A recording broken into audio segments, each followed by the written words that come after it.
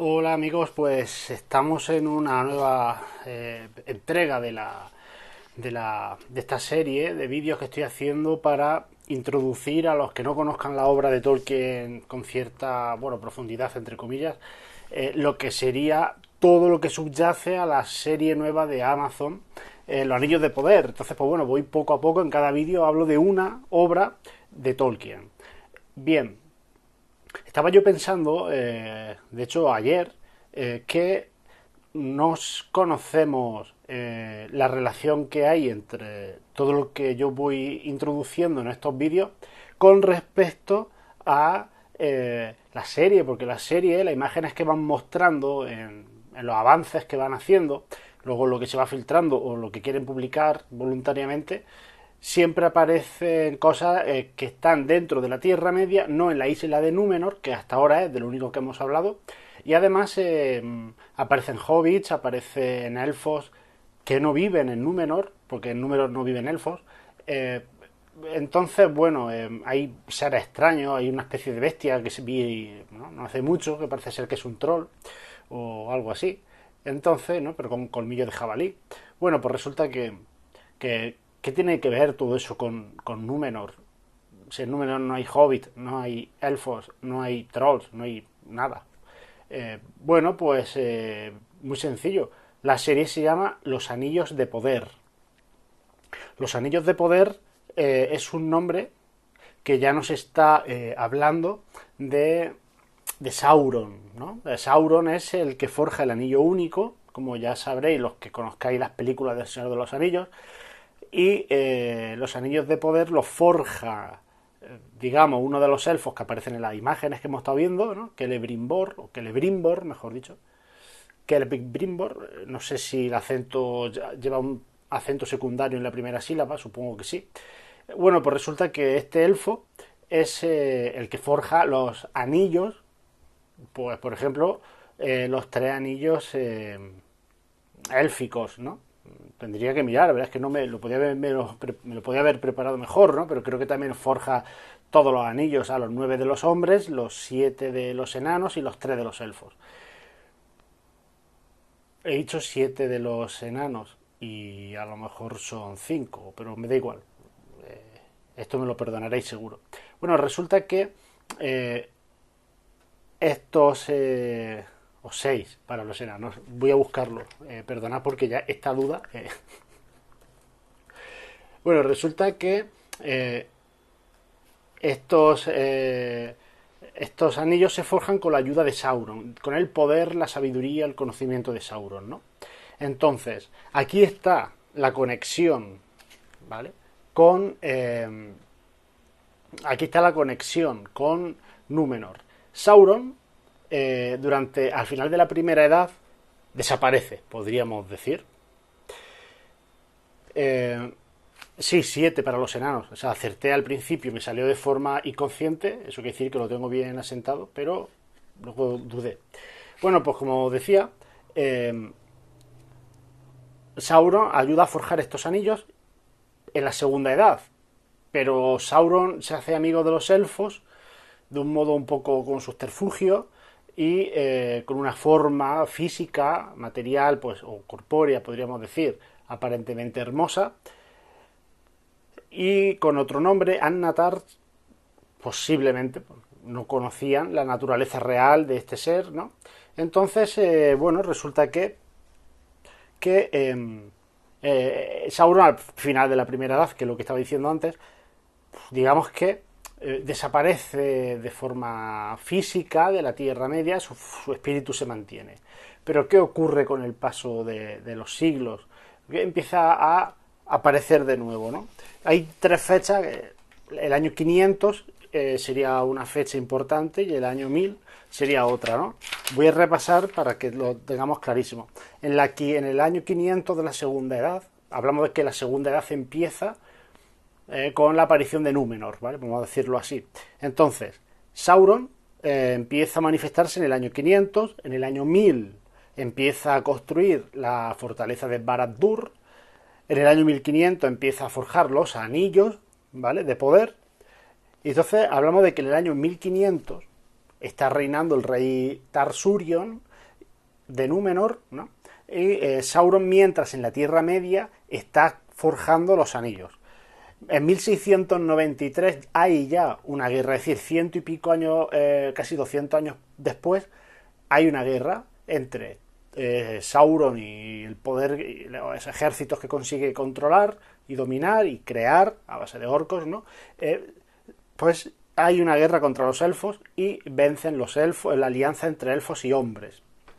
Los hombres de Númenor, el rey de Númenor manda una flota poderosísima para ayudar a los elfos y vencen a Sauron. En el año ya 3262 ha vuelto, fijaos que ya han pasado pues 1500 años, 1600 años, después de la derrota. En esos 1600 años consigue reconstruir una especie de reinado entre hombres y bestias, orcos, ¿no? Y se vuelve a mostrarse poderoso frente a Númenor. Entonces aquí lo que tenemos es una dialéctica entre Númenor y entre Númenor y Sauron. Aquí hay una dialéctica imperialista por parte de los dos, y además hay que decirlo así, son imperialistas porque Sauron quiere extender su poder por toda la Tierra Media. De hecho, consigue tener mucho poder hacia el este, tierras que no se conocen, civilizaciones de las que apenas se habla en la obra de Tolkien, y hacia el oeste. Pero claro, hacia el oeste precisamente choca con Númenor, que intenta, y con los elfos, ¿no? O sea, los elfos en la Segunda Edad realmente ya están en fase de decadencia, pero todavía conservan un gran poder, y los hombres de Númenor empiezan a extender su poder desde la isla hacia las costas de la Tierra Media. Y hay un choque entre la expansión de Sauron hacia el oeste y la expansión de los númenoreanos hacia el este. Este choque provoca, pues, el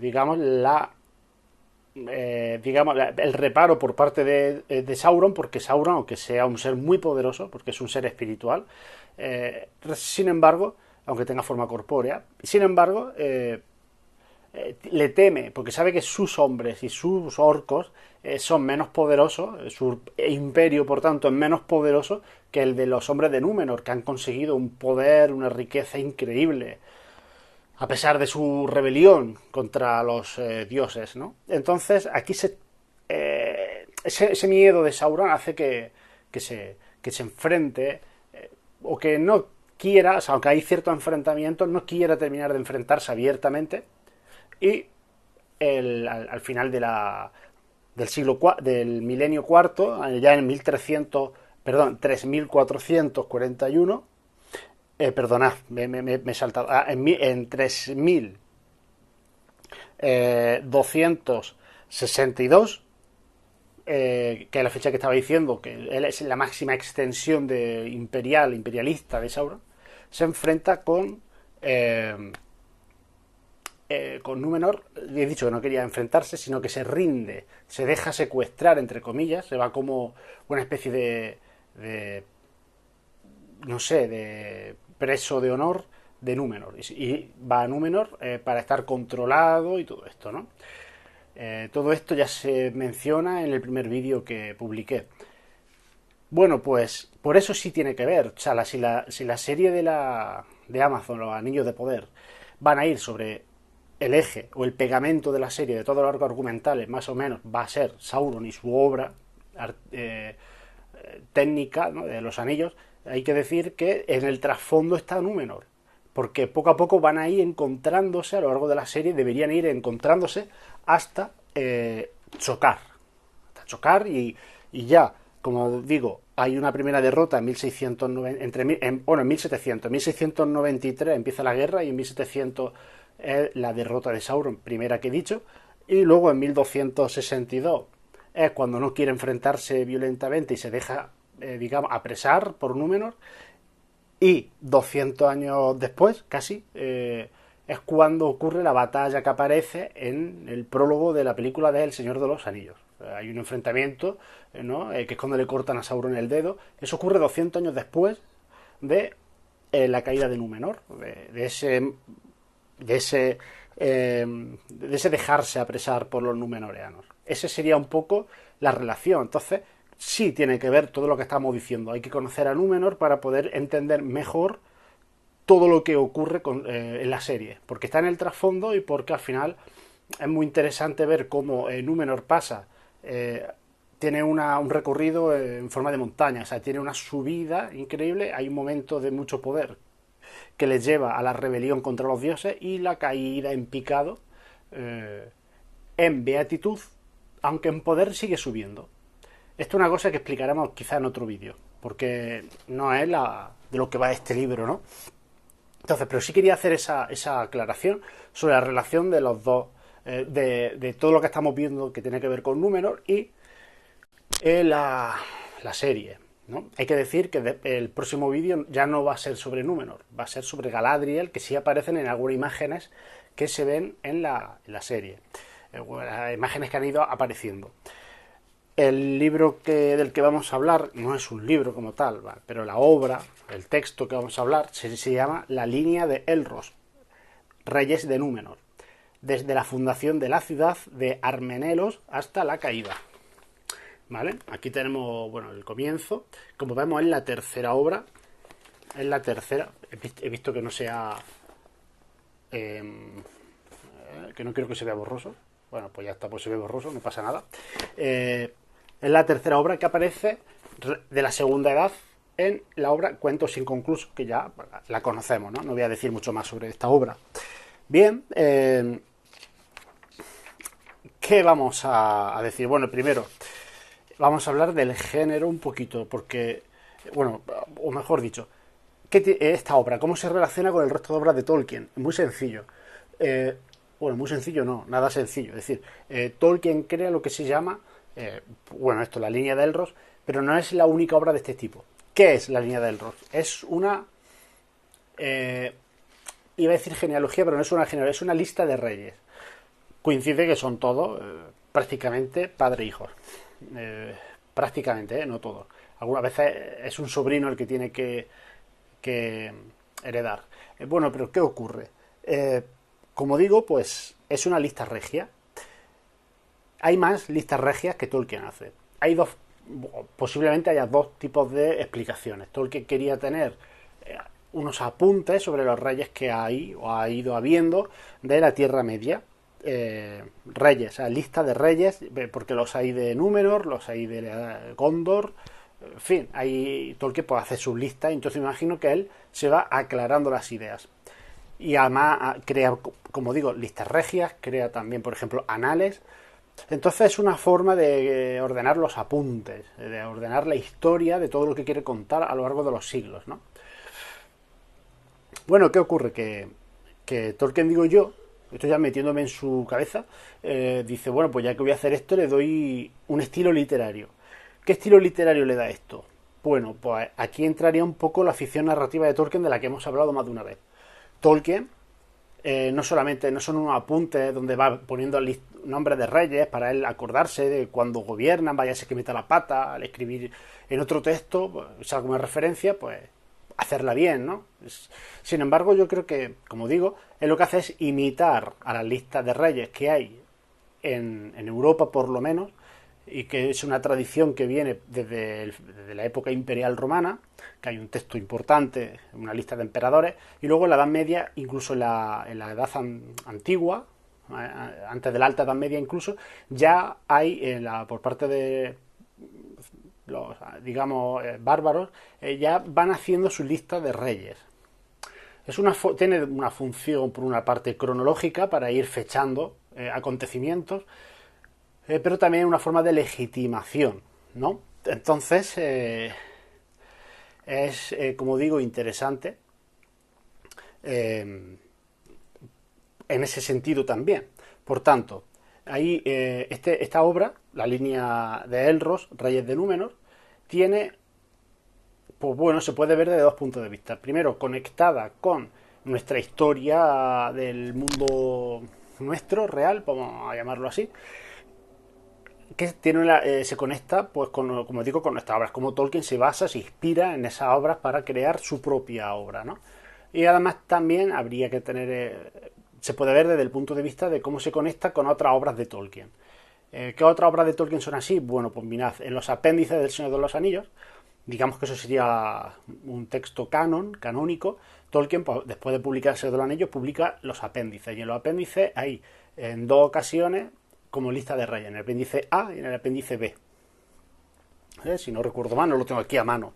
Bueno, pues ahí se va haciendo una lista de reyes. En el apéndice A, si no recuerdo mal, es cuando empieza por Númenor y acaba pues todos los reyes, todos los de la Tierra Media también, es decir, Gondor y Arnor, pues también. Todos los reyes que se conocen, que son más o menos, están conectados familiarmente y que llegan hasta Elros, el hermano de Elrond, ¿no? El que tomó la decisión de ser mortal. Bueno, pues se puede leer teniendo a la vista el otro texto. ¿Por qué? Porque el otro se publicó oficialmente, pero este fue retocado después, de la línea del Elros, se siguió retocando después de la publicación de los apéndices del Señor de los Anillos. Y en este texto, que es similar al otro, hay diferencias literarias y hay diferencias textuales, pero viene a ser lo mismo, una lista de reyes, con desde cuándo hasta cuándo gobierna y algunas circunstancias de su reinado, ¿no? Pero en este, al seguir retocándolo posteriormente, fue modificando algunas fechas. Algunas fechas no se explican, algunos cambios, otros sí, algunos son errores, otros no.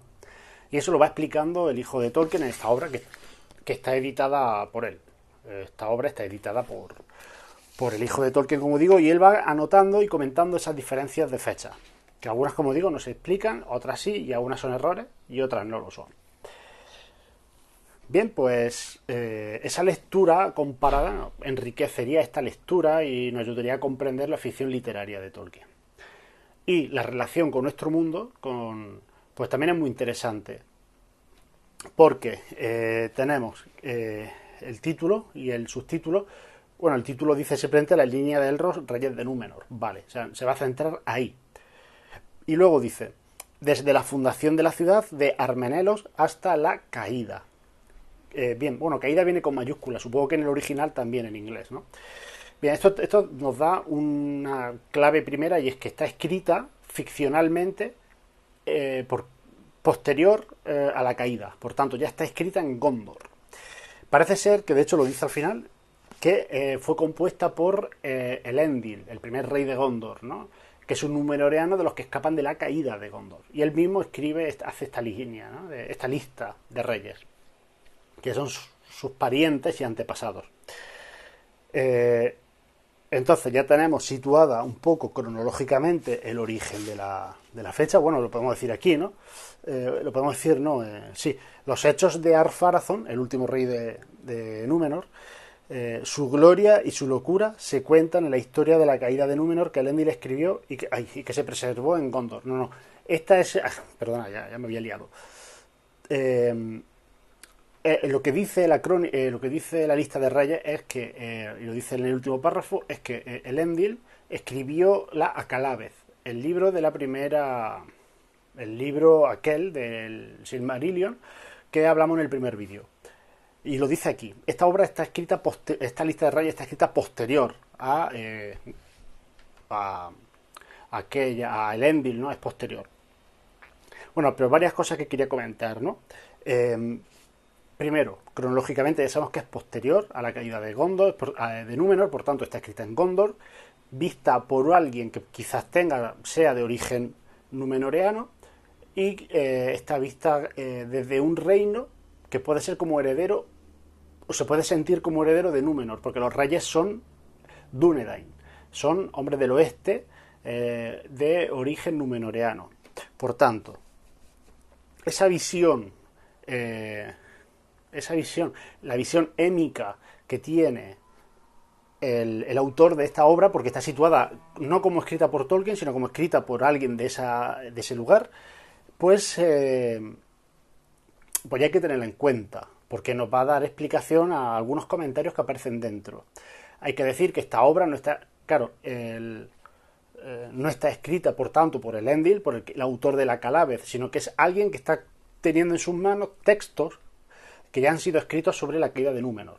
¿Vale? Eso también hay que tenerlo en cuenta porque hay comentarios donde se nota, y no puedo entrar en profundidad, esto sería muy largo, pero hay referencias, hay frases que son casi literales a cosas que aparecen en otros textos como la Acalavez, y hay otros comentarios que no. Se nota que no siempre se está citando a la Calavez, sino que es como si lo estuviese escribiendo una persona diferente, con otras fuentes, aparte de la Calavez, que es la obra donde se resume la historia de Númenor. Bueno, entonces, por tanto, eso es una cosa. Otra cosa que nos llama la atención, desde la fundación de la ciudad, ve a Armenelos. Armenelos es más que la capital, sería la corte de Númenor, ¿vale?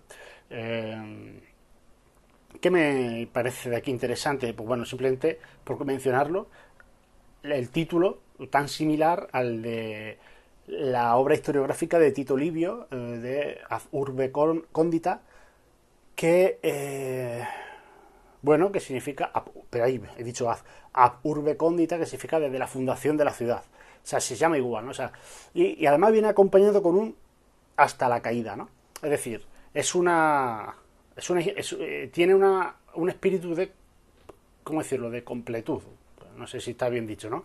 Es decir, tiene el espíritu de ser una obra que cubra todo el espectro cronológico de una civilización. Algo similar a lo que quería hacer Tito Livio. No sé si Tolkien tenía en su cabeza esta referencia cuando le puse este título, porque queriendo decir, sí, vamos a hacer una obra como la que quiso hacer Tito Livio, ¿no? O sea, que esta no es exactamente igual, aunque Tito Livio también sea un orden cronológico que pasa de rey a rey antes de pasar a la república. Esto es una lista regia, propiamente dicha, como género literario, o mejor dicho, historiográfico. Entonces, bueno, pero sí, esa referencia pues a mí me llama la atención y me suena a Tito Livio. Y luego dice, y hasta la caída, con mayúscula caída. Esa mayúscula, y que sea la caída, no la caída de Númenor, esa sustantivación tan potente, más que sustantivación, no sé cómo decirlo, determinación tan potente del término caída, a mí me inspira, pues bueno, la importancia que tiene la Calavez, la obra previa que estaría manejando el copista o el historiador, ¿no?, de la corte de Gondor. Pero además me llama la atención porque caída aquí yo lo interpreto de dos maneras. No digo que se pueda interpretar de dos maneras, sino que yo creo que aquí tiene doble lectura. ¿Acaso hecho? La primera lectura sería la caída física, vamos a llamarla orográfica, de la isla. Es decir, la isla cae casi literalmente porque ahí en la narración de la Calavez pues abre una grieta y entonces la isla pues se hunde, ¿no? Luego Tolkien cambia la concepción de su mundo y ya el planeta no se redondea en ese momento, que es cuando se crearía la grieta, ¿no? La Tierra plana, al girarse, pues se agrietaría y la isla caería. Luego cambia, como digo, la concepción y el planeta es redondo desde el comienzo. En este caso sería una ola, ¿no?, algo así, lo que inundaría y destruiría la isla. Yo siempre me lo imagino como una subida de nivel del mar, paulatina, pero imparable, y eso es lo que destruye al final de la primera edad, Beleriand, y quién sabe si aquí también. Pero bueno, la isla está ahí, la destrucción de la isla está ahí. Bueno, pues eso sería, pues, ya pasar una cosilla, ya. Bueno, pues la caída de los hombres, podríamos decir, físicamente hablando, también, igual que la isla, pues los hombres son subsumidos con la propia isla dentro del mar, de las profundidades, y luego está la destrucción, evidentemente, física de los que han ido a Aman a intentar conquistar las tierras bendecidas. Se sabe que eso, bueno, pues lo podríamos interpretar así. Pero además tenemos otro concepto de caída aquí, que es el que yo entiendo también, que está aquí y subyace de forma consciente por parte tanto de Tolkien como del autor de esta obra, que sería la caída espiritual, el alejamiento, que es un concepto que se aparece en el Acalavez, que es la pérdida de beatitud, es decir, de cercanía espiritual con los dioses, y eso aparece tal cual en el Acalavez, ¿no? Hay una separación, un alejamiento causado por la pérdida de fe, de esperanza por parte de los hombres con respecto a su destino mortal, y hacia no hay promesa por parte de los dioses ni de Dios, no hay promesa a los hombres, pero sí hay una afirmación de que su destino no es este, pero que los dioses, que son los ángeles realmente, no saben cuál va a ser su destino, pero que no es quedarse aquí en la tierra, y no saben cuál es su destino final. Ellos no lo saben, solo lo sabe Dios. Bueno, pues la caída sería esa pérdida de fe y de esperanza, de confianza, ¿vale? En Dios. Y yo creo que las dos cosas están aquí. Esto nos llevaría a analizar, sin entrar mucho en profundidad, porque no da tiempo, cómo se va alejando, cómo se va disminuyendo en ya no solo, como hemos dicho, en esperanza espiritual, sino también incluso en una especie de caída en vicios psicológicos. Hablamos, yo qué sé, de la envidia, del ansia de poder, de la falta o pérdida de caridad, porque al principio los númenoreanos eran amables con los hombres de la Tierra Media, les enseñaba lo que ellos sabían, pero eso pasa a ser una especie de relación colonialista, en el que, imperialista pero colonialista, en el que los hombres pretenden, de Númenor, pretenden chuparle la riqueza a los hombres de la Tierra Media, tributos, ¿no? Entonces, ese significado de caída yo creo que también está ahí, ¿no? Al final lleva a la rebelión abierta contra los dioses, ¿no? Entonces, bueno, como digo, ahí esa sería la otra lectura de, como digo, caída, ¿no? Bien, como veis, daría para mucho todo esto si lo comentáramos en profundidad. Eh,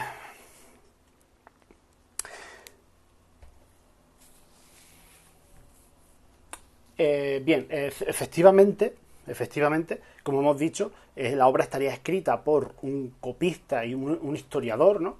Entonces esto nos lo está relacionando, nos está diciendo el género historiográfico al que pertenece la obra, es una lista regia. ¿Qué tenemos de eso? Nuestra civilización, de nuestro mundo creado, ¿no? Bueno, pues hacer una lista pues será posible, pero un poco arduo. Podemos hablar de algunas listas que hay, por ejemplo, en la península ibérica. Tenemos listas regias visigodas, tenemos listas regias en los primeros reyes asturianos, y es muy interesante lo siguiente. Esto es un paralelismo que a mí me ha surgido y que me parece un poco, no sé, Tolkien conocía la historia de los godos, y yo no sé si él llegó a tener interés en esto que os voy a comentar. Yo no sé si llegó a tener interés en conocer la historia de los visigodos en la península ibérica y de su, digamos, descendencia ya asturiana. ¿Qué ha pasado en los últimos? O sea, ¿qué pasa con Alfonso II? Comienza una nueva historiografía, podemos decir, una nueva visión historiográfica de ellos mismos y de los visigodos, ¿no? Para ellos sí hay un corte, en 711, 714, según la crónica o según la lista de reyes, ahí hay un corte. ¿Y qué tenemos aquí? Aquí tenemos desde la fundación de la ciudad de Armenelo hasta la caída. Es decir, hay un principio y hay un final. O sea, el que hace esta lista de reyes no considera que los reyes de Gondor sean la continuación de Númenor. Aunque los reyes sean de origen númenoreano, considera que hay un corte, que hay un final. Que los reinos Númenor, que los reinos de los Dúnedain, Dune, Dunedaico, no sé, que los reinos, digamos, de los que se han salvado de Númenor, es ya una cosa nueva, una cosa diferente. Algo así es lo que tenemos en la historiografía, por ejemplo, en la lista de reyes que nos ofrece, por ejemplo, Alfonso II. A mí eso me parece muy interesante. No quiero decir con esto que Tolkien esté imitando. Bueno, al revés. O sea, no es una... Voy a contar la historia de los godos ni nada de eso aquí, evidentemente.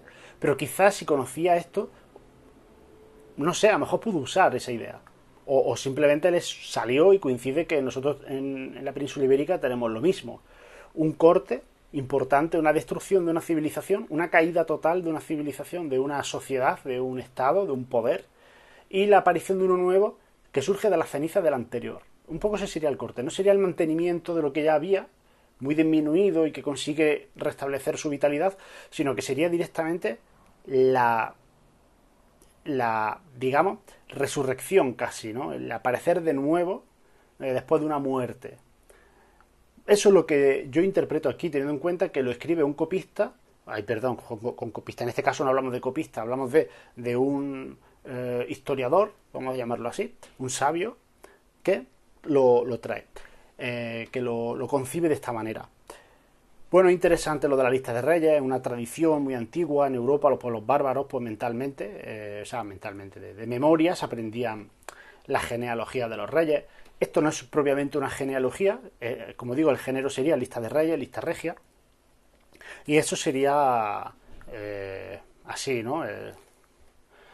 Ese sería el interés, podríamos decir, que considero que tenemos. O sea, esto ya poner por escrito lo que fue una tradición, como digo, a lo largo de los siglos en Europa. Por lo menos en Europa lo sabemos que fue así. En Oriente, pues seguramente también hay lista de reyes, evidentemente. La Biblia, pues ya sabemos que tiene, ¿no? Pero como digo, la tradición europea proviene más bien de la lista de emperadores del Imperio Romano, que eso se utiliza luego como forma de legitimadora y además como forma de situar cronológicamente los hechos en los cronicones. Era muy normal que apareciese una lista de reyes al comienzo de los cronicones. Bueno, con respecto a la introducción de la lista de reyes, no vamos a leer evidentemente la lista de reyes, no vamos a comentar nada de la lista de reyes, pero la introducción pues introduce un detalle muy interesante que a mí personalmente pues también me llama la atención, ¿no? Y es como este señor que escribe, hemos dicho, que utiliza el Acalábez, la obra sobre la caída de Númenor, es decir, el resumen historiográfico que tiene la intención de explicar y contar el final de Númenor, ¿no? Aparece publicado en el Silmarillion, fue el asunto de nuestro primer vídeo. Pero en esta introducción, y además sabemos que utiliza ese libro, el que compone la lista de reyes, porque en el último párrafo lo dice, lo menciona, y en algún rey que otro se dicen cosas que se nota que están sacados de ahí. Pero aquí, además, sabemos que hubo otro texto, es decir, hubo una especie de lista de reyes previa que quizás no se salvó de Númenor, pero se supo de su existencia y quizá hubo alguna copia, o sí se salvó, pero y además es posible que lo utilizase este historiógrafo. Estamos hablando de que se conoce el Pergamino de los Reyes. El Pergamino de los Reyes aparece escrito, aparece mencionado varias veces, pero y en distintas obras, y ahí aparece como algún rey que otro, pues ponía su, bueno, por ejemplo, pues ya no recuerdo cuál era, ¿no? Si era Tarkir-Yatan o algún hijo suyo, pues menciona como su nombre, aunque él ya se llamaba y estaba prohibido hablar en élfico y enseñarlo y todo eso, no, en la lista de reyes siempre había que poner el nombre en élfico por miedo a que al cambiar esa tradición pudiese venir alguna, no sé, alguna tragedia, ¿no? A la isla. Eran supersticiosos en ese sentido. Bueno, pues se menciona esa otra obra que posiblemente este señor, pues esa misma obra, una copia o lo que fuese, pues la usaba para componer, ¿no? Este tipo de obra. Algo que era muy normal también en nuestra Edad Media, como sabemos. Bueno, ya por mencionar, para ir terminando, voy a mencionar dos cosas. La primera sería la sucesión de los reyes, de padre a hijo varón, primer hijo varón, pero eso cambia. Y hay dos versiones, hay varias versiones. Estas son algunas de las cosas que Tolkien menciona de forma diferente en según qué texto, con pequeñas variaciones, pero que aun siendo sutiles, pues tienen repercusiones diferentes. La primera ley, la ley antigua, que también se llama, es que si un rey no tenía un heredero masculino, heredaba el hombre, bueno, yo lo he puesto así en términos vulgares, el hombre más viejo de la línea de Elrond. Es decir, digamos que el sucesor más cercano a Elrond, digamos, después del que muere sin descendencia, es el que hereda, ¿no? El trono. Pero eso cambia. Claro, cambia cuando hay un rey, Aldarion, que solo tiene una hija. Aldarion, que es el del vídeo anterior a este, ¿no? El de la historia de Aldarion y Erendis. Bueno, pues ahí él cambia la ley y entonces Tolkien ya en una obra aparece una versión y en otras otra versión. La primera versión sería que si el rey no tiene un hijo, entonces sería la hija la que heredaría. ¿Vale? Y si no tenía tampoco hija, sería el varón más cercano también al rey. El varón más cercano al rey. La variante es que heredaba el mayor de los hijos, fuera hijo o hija. Y luego hay un problema con el tema de quién es el varón más cercano. Porque como digo, a veces puede ser el sobrino, hijo de hermano, o un primo segundo, porque es el más cercano a un rey que hubo anterior, ¿no? Entonces estaría más cercana a la herencia. Esas son las variantes, ¿no? Pero bueno, la principal, la más gorda, sería esta, ¿no? Que heredaba el,